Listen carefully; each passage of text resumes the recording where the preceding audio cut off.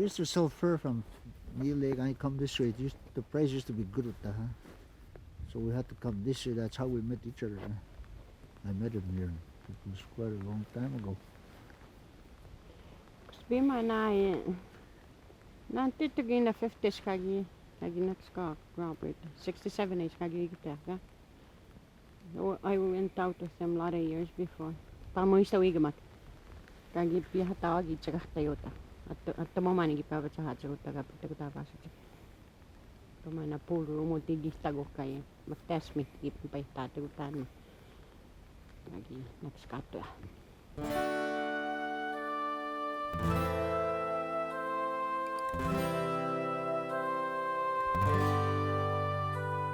They used to bring their fur in here by the May 15th. They used to trap in Pine River.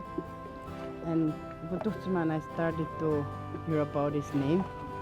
So we met on May 15, I think. May 15, Yeah. And then we got married in July. I saw him once in May and then we got married in July. Pine River is actually where I was born. It's on Primo Lake there. That's what you call Primo Lake. And then we trap in Pine River here. And then we bring fur in the spring. Sell them in here in May. That's where I met her. So 7 o'clock in the evening. That's where she came around there. Yeah, I remember everything.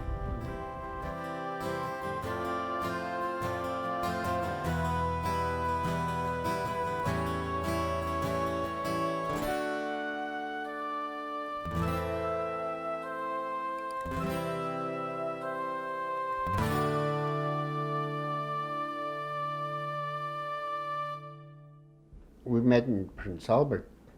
I was going over there. I was going to go buy a used car, and she was over there for teachers' conference. And that's how we met.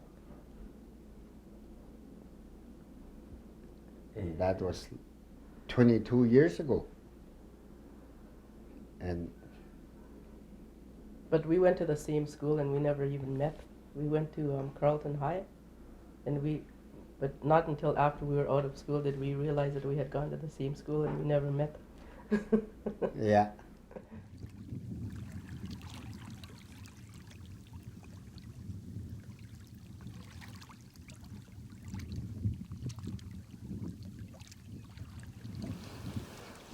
I was getting, he was working there, so.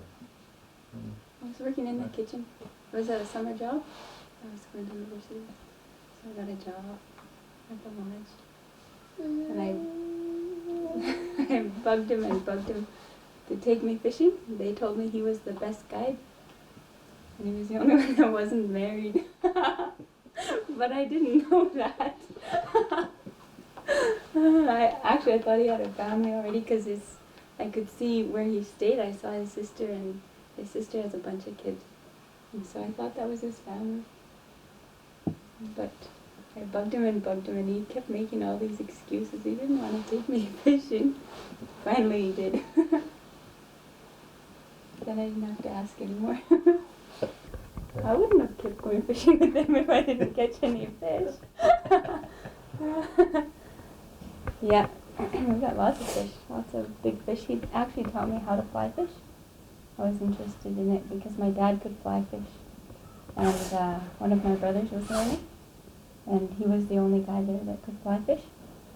And he was teaching one of the guys already, so I kind of learned. Mimi na nukcheks kinuhama ako, mo nukchui tama ako. Nsa gusto ako, may task ko kinsis Frida, win tao chipani mo. Wigi wi tama at ganya, pakani giwi gyanong siso mo, skay gan si pakani chimatigi giwi gyan, mo nukchui tama ako, wigi wow. Go on, gigi mamo igi check Frida. He was there for a long time, huh? We are if God's 15, takto po ni kagi matubyo. Tutsi petro na kidawigo. Kapi ko tigiwigo ko.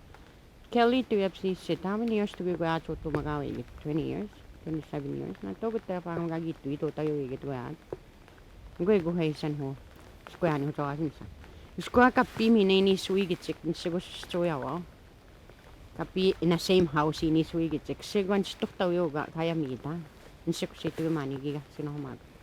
Ya guys kakya gigigigs kung humag kakya gigagas kita tas ko sa na misti wag to sa ako mapusak to sa ako. Sisipag ya gue kakya gigigs no humag suk pan. Well, we first, when I got married there, I was going to stay here for a while, and then she wanted to move to Pachonak, so we left on September from here. And we stayed in Pachonak for 15 years. Yeah, 15 years. 15 years, and then she wanted to move back, so I said, okay. Been together 7 years. We've been married 6 years. 6, yeah. We got married up north, actually, in Kinsale. And we lived there for over a year. And we had our first daughter up there. And then we moved to South End. That was me. And we lived in South End for almost a year. And then we moved here. We've been here for almost 4 years. I grew up, the way I grew up a lot, liking a lot of the same things he did. I know that a lot of people don't grow up that way, but I grew up in a lot of northern communities and with a lot of native people around me, and I had a lot of native friends, so we kind of didn't grow up too much different. So that was an advantage, because he doesn't like being in the city and I don't care for the city. We both like to be out on the lake or out skidooing or out in a boat or something like that.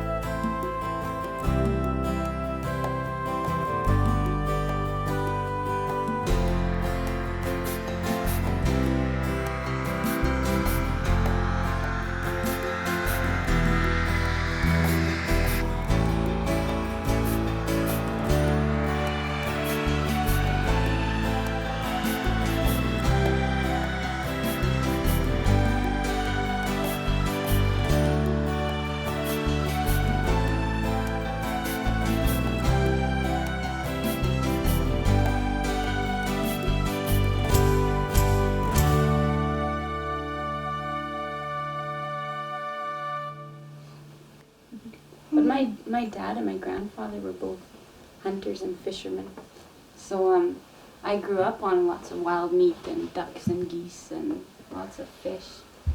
So eating that wasn't different, but eating bone marrow and moose nose and what else? Seagull eggs was different. But I like it all, and our kids like it. They eat. Cooking is very different. Yeah, we both enjoy each other's cooking. We eat a lot. Like, especially when we're on the chap line, we eat mostly traditional stuff. We eat a lot of dry meat and a lot of fish, and we keep here whatever we can keep. Our freezer's always full of wild meat or fish, or our cupboards are full of dry meat, and his mother showed me how to make bannock, so I make bannock and lots of that stuff. But my mom taught me how to cook too, and so I make a lot of white things. I don't know what you would call them. But I worked in an Italian restaurant too, so I learned how to cook from Italians too. So we have fun mixing and matching, and we go hunting for seagull eggs lots when the time is right. And we have a cabin up north too. We built a cabin this year, so that's a nice time for us when we're up there. We just go around as a family. We go hunting and fishing and just exploring. It's fun. the first year that he killed moose and we were all there. So he shot them and we had the whole day together, hauling the meat out and packing it in. It was fun. Everyone was very excited.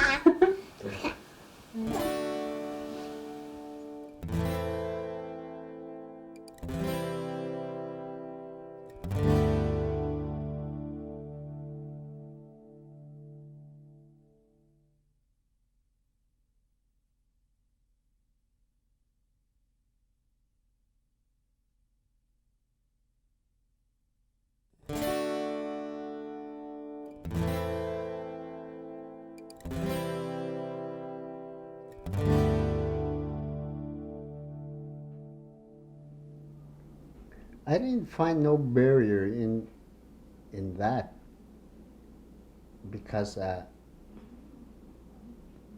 me, Dene and Cree, we have a similar lifestyle,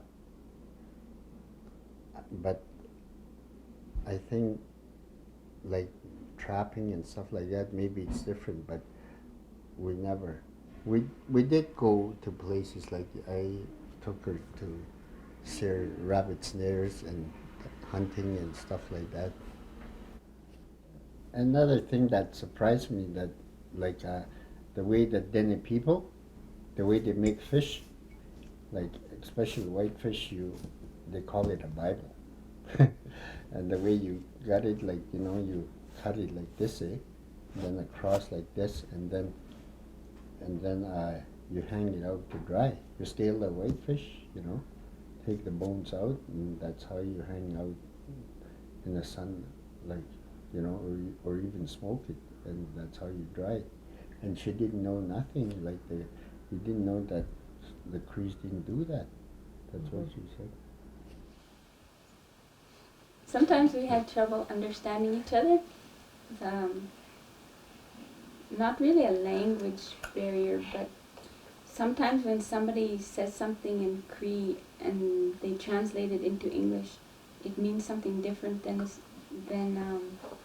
what an English person would say.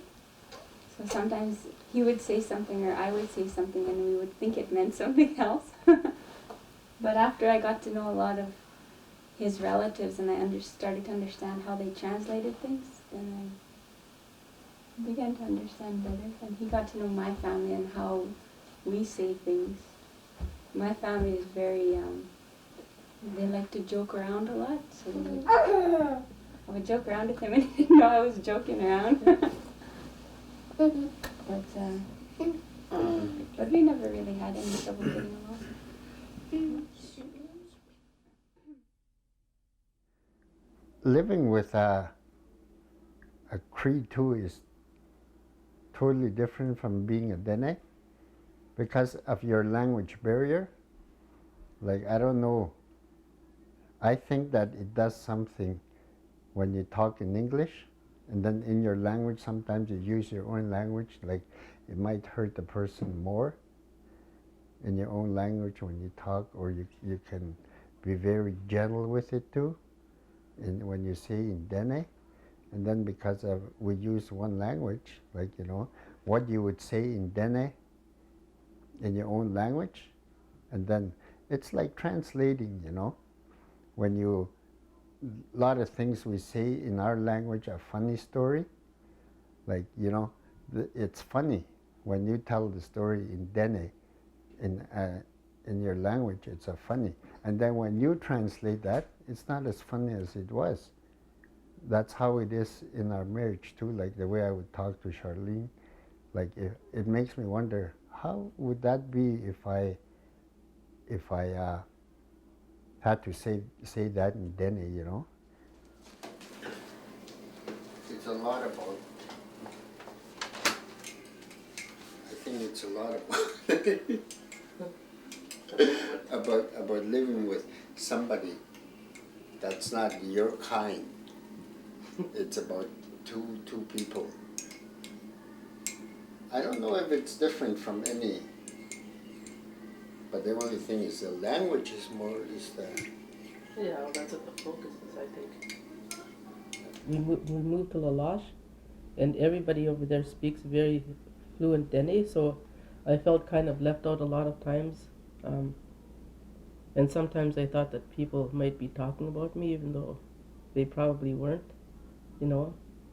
And it kind of bothered me, but as the years went by, I didn't feel like that anymore because I started to understand what they were saying. 6 hours where I work, 60 pieces from Black Lake, mapega sin stotako Dene language po. Gue kwes nga patitan guta. Tas po that nine oldest girl 9 tahto po ni duksit. Grandma tani kuma kia po kagastain time and those other workers mo agastat. Istuga. Gutang gimi on pati gun kwes gimi tin. Kwes yem hagon gawasak Dene language. Wagin stotako. Wala steni nuhtinge anak. Guni minakin stottamo. Gun gutaminanga hayamaha.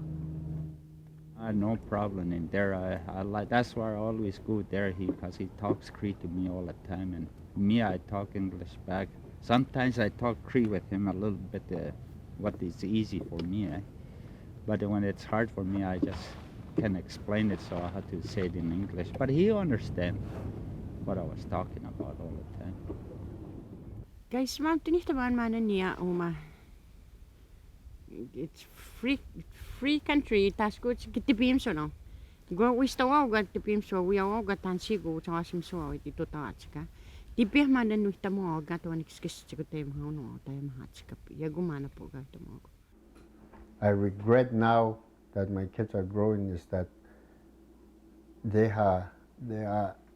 don't speak either Dene or Cree, because when kids they want to learn their language, they have to start at a very young age. I believe they have to start at a very young age, and they have to learn from. I think their best teachers would be their own parents, and when both parents don't speak their native tongue, and then you lose it. Even me being over here in the Cree country, like when I don't speak it, I kind of forget some words. But back home, because a lot of people, they speak a language and everybody does, so you feel very comfortable and you always have your language. But that's why you have to teach your kids at a very early age. And if you don't teach them, you know, they're not going to learn it at school, because they might have Cree classes or Dene classes, and I don't know how they teach that, but I don't think you can learn speaking that language there. You have to learn it at home. And like I said, when you're a little kid, that's where you start learning. And that way, you don't lose it. When you grew up, I grew up with that language as a little kid, and I could probably forget some words, some other words that are very old and traditional. Some of those words are pretty well forgotten, but now I won't forget my language. It's kind of impossible. I grew up with it, and so language is very important. And that's all she wrote. Me and my wife, we only used English, and sometimes I wish I should have learned to speak Cree, because I know I have a friend who speaks. He's maybe a year or two younger than me. He speaks Dene, Cree, and French, and English, all fluently, you know. And I'm very proud of people like that who can speak that many language. I'm a NORTEP student, and one thing that I've noticed about going back to school again was that at first I thought, well, I'll be a teacher, but I wasn't sure what kind of what my interest was, and I'm finding out more and more that it's getting into the Cree language, where I'm using it to teach the young people how to sing in Cree, and I'm really enjoying it.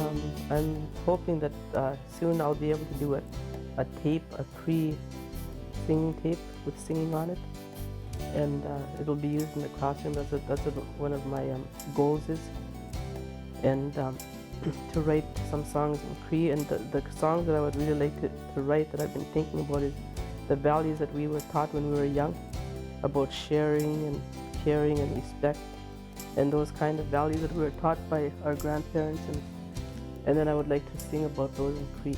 And it would be a way to teach the language and also to teach children values.